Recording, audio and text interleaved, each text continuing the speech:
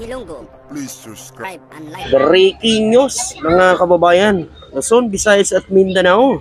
Magandang araw, magandang tanghali po sa lahat nating mga kababayan o magandang gabi po sa inyong lahat. So ito po mga kababayan yung latest news natin ngayon.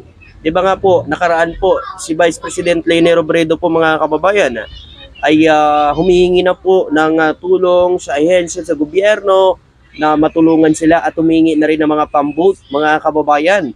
At yun din po ay na-interview na rin ho kay PBBM po mga kababayan. At ito na ang naging sagot po ni PBBM po mga kababayan sa hinihingi po ni dating Vice President Leni Robredo po mga kababayan. Pinagbigyan ni Pangulong Ferdinand Marcos Jr. ang kahilingan ni Leni Robredo para sa mga rubber boat at nagpadala ng mga asset sa iba pang lugar na tinamaan ni Christine. So ayan po mga kababayan, narinig nyo naman. At baka sabihin nyo na naman, fake news ako mga kababayan. Balita na ho ito lahat ngayon sa pahayagan sa mga vlogger. Lalo na ho sa mga vlogger po ng Pinklawan mga kababayan. So binilag na rin po nila yan mga kababayan. So totoo naman mga kababayan, minamadali na ni PBBM itong mga rubber boat na ito kasi nga mga kababayan, talagang alam naman natin, lubog na po ang Bicol. Kaya mismong nanawagan na po si dating Vice President Leni Robredo sa gobyerno at ayan naman ay agarang inaksyonan ni PBBM po mga kababayan. So sa mga kababayan natin dyan na nagsasabi na walang aksyon si PBBM, ayan po mga kababayan maagarang aksyon ang ginagawa ho ni PBBM. Ora-orada yan mga kababayan. Yun nga lang kasi, ewan ko na lang kung saan ho kayo nanonood sa mga balita na mga sinasabi ho ng mga didilis dyan. Mga nasa kabila na sinasabi na wala daw umanong ginagawa si PBBM. Wala daw ginagawa umanong si PBBM action ngayon sa nangyayari sa Bicol. Alam niyo po mga kababayan, ang PBBM po, wala pa po ang bagyo. Paparating pa lang yung bagyo, mga kababayan. Ang relief goods, ang DSWD, ay nandun na po yan sa area, mga kababayan. Nauna na po yan, mga kababayan. Sa lahat natin, mga kababayan. At hindi lang yan, mga kababayan, alam naman natin, yung Pinklawan, di ba? Galit yan sa ating Pangulong BBM mula noon na kampanya po, mga kababayan. Pero ngayon nakikita na ho natin kasi nakikita po nila mga kababayan, maganda po ang nagagawa ho ni PBBM dito sa bansa. Tingnan nyo na lang po mga kababayan, yung mga vlogger po ni BP Leni po mga kababayan, ay halos content po nila lagi si PBBM kasi nakikita nila maganda ho ang nagagawa ni PBBM dito sa bansa mga kababayan. 'Di ba? Kita yun na lang. First time na nakita po si BP Leni Robredo at si PBBM pagkatapos ng eleksyon. Pero 'di ba, nakakatuwa na ganito po ang naging reaksyon ng dalawang magkalaban noon at nagkamayan at nagngitian at masaya silang nagkita sila muli, 'di ba? Pero ang sad lang ngayon mga kababayan, ganito po ang nangyari po sa Bicol. Ganoon naman ho talaga, hindi ho natin alam ang darating na bukas, kumbaga ang darating sa mga sakuna sa bansa natin. Doon po tumama mga kababayan kay sa Bicol at nakita ho natin ngayon mga kababayan talagang grabe ang baha sa Bicol mga kababayan at saka Camarines Sur po mga kababayan. At halos lagpas sa bubong na po mga kababayan. Sa mga nagsasabi naman na wala daw nagagawa si PBBM, bahala na lang kayo kasi yan kasi, doon kasi kayo nanonood sa mga puro paninira na lang. Na sana ay maging masaya tayo kung ano man ang nakikita natin ngayon na natutulungan ang Bicol, maagarang aksyon ang ginagawa ng gobyerno. Sana maging masaya tayo at ipanalangin natin na sana ay wag may mangyaring masama sa mga kababayan natin. Ganun sana kaso wala ang binabantayan ng mga didilis ngayon, ang bawat galaw ni PBBM mga kababayan, tulad na lang yung nangyari po sa sa press conference po ni PBBM na nagsabi ho si PBBM doon na parang humingi siya ng opinion kasi nagsalita siya, ano pa bang mga gagawin natin. So sabi nila hindi na daw alam ni PBBM kung ano ang gagawin. So mali po ba na nagpa-meeting ka tapos ikaw lang din naman pala magde-decide? Sana hindi ka na nagpa-meeting, 'di ba? So naghihingi siya ng opinion ng bawat isa kasi nga nag-meeting kayo eh. At hindi lang yan mga kababayan, sa ngayon po nagpadala na rin ang mga air asset ang ating mga Philippine Air Force, yung mga chopper ng Philippine Air Force ay pinadala na rin doon para mapabilis po ang pagbibigay ng mga relief goods sa mga kababayan natin. Kahit malakas po ang hangin ay pinipilit po ng Philippine Air Force na maibigay kaagad ang pangangailangan ng mga kababayan natin sa Bicol at sa Camarines Sur na apektado ng bagyong Christine, mga kababayan. Ginamit din pala mga kababayan ni PBBM ang Egcasite po mga kababayan Ito mga kababayan, sasabihin ko lang po sa inyo. Ang sinasabi nyo na walang pakinabang yung Egcasite. Ang laking tulong po ng Egcasite dito sa bansa natin mga kababayan. Alam nyo ba yan? At hindi lang yan mga kababayan, magpapaabot na rin ng tulong ang Amerika sa bansa natin. Yun ang kinagandahan dito sa Egcasite mga kababayan kasi magagamit po siya in case po pag may mga ganitong kalamidad po mga kababayan. Ang Egcasite, napakalaking tulong po yan sa atin. Ngayon, yung mga Amerikano na nandito po ngayon, alam nyo naman mga expert yan pagdating sa mga ganyan po mga kababayan.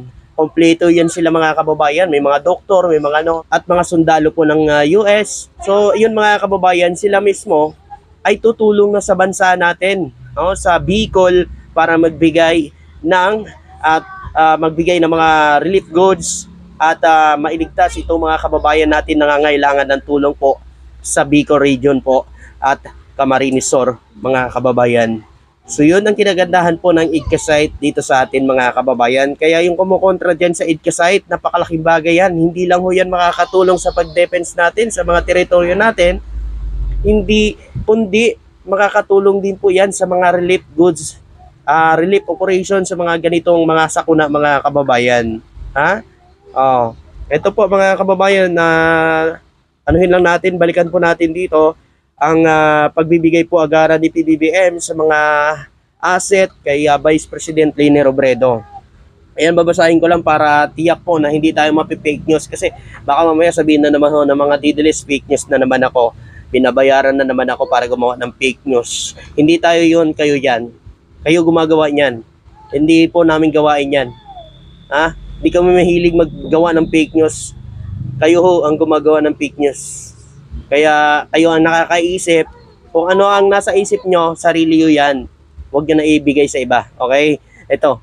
Tiniyak ni Pangulong Ferdinand Marcos Jr. sa Bicolano na magpapadala ang gobyerno ng mga rubber boat at iba pang tulong sa rehiyon sa gitna ng panalasa ng tropical storm Christine. Sabi ito ni Marcos matapos silingin ni dating Vice Presidente Leni Robredo ang deployment ng mas maraming rubber boat at iba pang rescue equipment sa mga lugar na tinamaan ng bagyong sa Bicol. Diba? So yun po mga kababayan. Yung sinasabi ninyo na wala agad action si PBBM. Kayo lang kasi, no? Hindi kayo naniniwala. So ito naman po mga kababayan, no? Ayun, eroplano ng Philippine Air Force na lulan na mga rescue personnel ay dumating ang mga kagamitan sa Albay. Dumating na sa Albay. So yung mga kagamitan sa mga pagre-rescue po mga kababayan. Dumating ang isang cargo plane ng Philippine Air Force sa Bicol International Airport sa Daraga, Albay. Biyernes ng umaga dala ang disaster response personnel relief goods, rubber boat at iba pang kagamitan na kailangan sa rescue operation sa dalawang lalawigan ng Bicol na nasalanta ni Tropical Storm Christine. So ayan po mga kababayan, katunayan na dumating na po mga kababayan ang mga rubber boat. Dala-dala po ito ng isang sasakyan ng Philippine Air Force po mga kababayan. So ayan na mga kababayan may patunay na tayo na nandun na. Yun mismo mga kababayan. Ayan kung nakikita nyo po. Ayan po ay may mga pulis pa pong sumalubong at kinuha na itong mga rubber boat na ito para maidala kaagad sa Camarines Sur at sa Albay po mga kababayan. O, ano na mga didiles, sabi ninyo na walang nagagawa si PBBM ngayong kasagsagan ng bagyong Christine.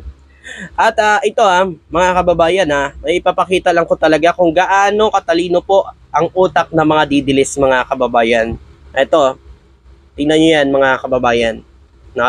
Ano mga bangag na loyalist? Nasaan na ang bangag na pangulo nyo? Mga kababayan, tingnan nyo. Ano pala gusto ng didilis na walang utak na to? Lalangoy po si PBBM dyan para magpa-picture. Ay, nandito ako, didilis. Nandito ako. Lumalangoy ako. Ganon. Ganon ba? Gusto pala ng didilis, lumangoy po dyan si BBM paano makakagawa si PBBM ng trabaho niya kung nandyan po siya? Mga kababayan. Didilis, paano makapagtrabaho si PBBM kung dyan ni mo papuntahin si PBBM dyan? Ganyan ho ba talaga ang utak ngayon nila mga kababayan? Ganyan na ba sila kadesperado para kainggitan ang nagagawa ni PBBM? Pero rinig mo naman mula sa natin kung ano ho ang ginawa ni PBBM kung agarang action sa mga hiniling po ni ni dating Vice President Leni Robredo at natupad na yan at nandun na mismo sa Bicol. Ano pang sinasabi mo na asaan ang presidente? Bro nyo, nagko-comment kayo ng ganyan. Imbis na pasalamatan nyo at ipagdasal nyo yung mga kababayan natin na nasalanta doon ng bagyo. Yun na lang ho ang gagawin ninyo. Napakalaking tulong pa po yan. Buti sana kung ikaw may naitulong ka, wala kang naitulong. Uy, porke nagsalita lang si BBM na ano pa bang dapat nating gawin? Nagkomento ka na ng ganyan? Nagko-komento kayo ng mga negative? Bakit? Wala na bang karapatan si PBBM magsalita ng ganon? Para makahiling ng opinion naman sa mga ahensya niya, sa gobyerno niya, na kung ano ang mga mas madali na mga optional na kanilang mailalatag sa ating Pangulo para yun ang gagawin nila. Mali ba yun, mga kababayan?